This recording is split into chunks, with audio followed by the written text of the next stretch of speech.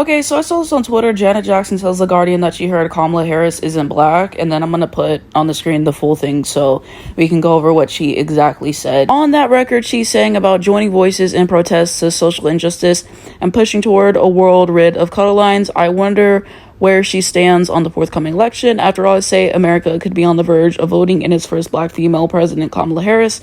Well, you know what they supposedly said? She asked me. She's not black, that's what I heard, that she's Indian. She looks at me expectantly, perhaps assuming that I have Indian heritage. Well, she's both. I offer her father's white, that's what I was told. I mean, I haven't watched the news in a few days. She coughs. I was told that they discovered her father was white. I'm floored at this point. It's well known that Harris's father is a Jamaican economist, a Stanford professor who split from her Indian mother when she was 5. My mother understood very well that she was raising 2 black daughters. Harris wrote in her book, The Truths We Hold, that people who are most vocal in questioning the facts of Harris's identity tend to be hardcore, QAnon adjacent, Trump-loving conspiracy theorists. I don't think Jackson falls into that camp, but I do wonder what the algorithms are serving her. I start again. Harris has dual heritage, I say, and given this moment, does Jackson think America is ready for her if we agree she's black? Or, okay, a woman of color?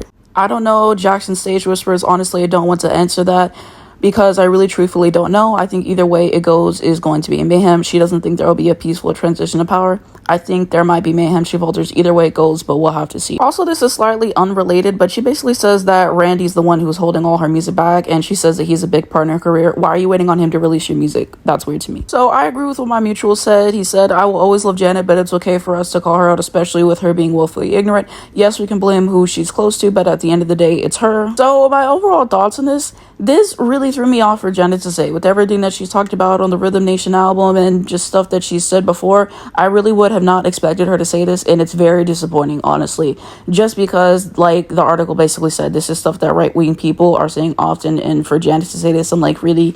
And like my mutual said, yes, we can blame, people she's close to, but she didn't have to go out and say this. She really didn't. And so, yeah, do I think that she's a Republican or a right-wing believer? No, based off what she said in the past, but it just looks bad objectively with stuff that she said before. So incredibly disappointing to say the least. Well, I don't know if she's going to issue a statement on this and be like, oh, I was wrong, if she's going to double down on it, if she's going to talk more about politics in the future.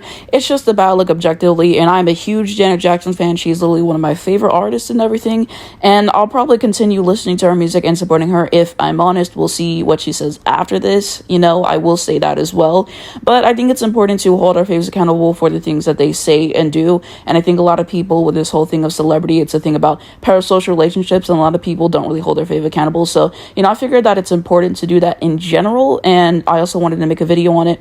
And I just wanted to ask you guys, is it important to know where your favorite artists, musicians, athletes lean politically? And, do you want them to speak up and everything? There's some people who don't want their faves to speak up because, if they end up supporting the side that they don't support, they don't want to be disappointed and have to stop supporting them, which I get, but I would rather them be forthcoming with who they support and everything to kind of know if I should support you or not. Because if I found out that you're a Trump supporter, I am going to lose a lot of respect for you. I'm going to look at you differently because of the stuff that he has said. And I just find that to be completely unacceptable. I find that to be a character flaw, and I just find it to be weird. And I find it weird with those people who are like, oh, we can believe different things politically, and, we can still be friends. I hate that philosophy because you believe in taking people's right away and being a bigot. And I'm supposed to just look past that, especially being someone who is half black. I'm not going to do that. That's something that's extremely important to me.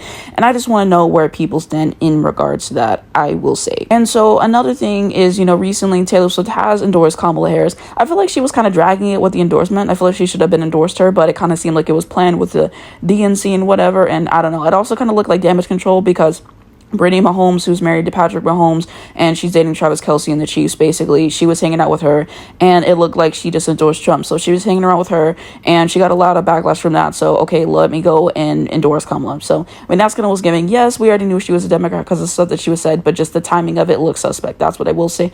But hey, at least she endorsed Kamala. I've said before, I am a Taylor Swift fan. I like the music. The stuff outside of the music, she irritates me sometimes, and I have been said that. So, that is definitely something there.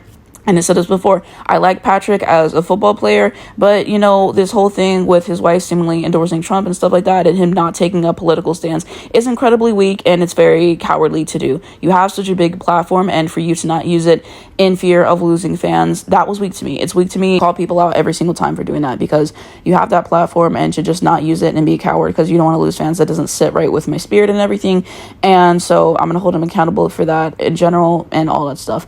And so I would rather know and everything, because it's going to dictate kind of if I support you or not, basically. It's something that's extremely important to me overall and stuff like that. And so let me know what you guys think down below. Do you want to know people's political views? Do you not? Is it going to shape whether you listen to their music or not? Is it something that you can kind of put to the side as long as you enjoy the music? Is it going to affect how you view the music and all that stuff? Let's continue that conversation down below in the comments. And like I say in pretty much all these videos, make sure that you register to vote. It's very important. The election's coming up, and I will be voting for Kamala this upcoming November. Thank you so much for watching, and I'll see you in my next one.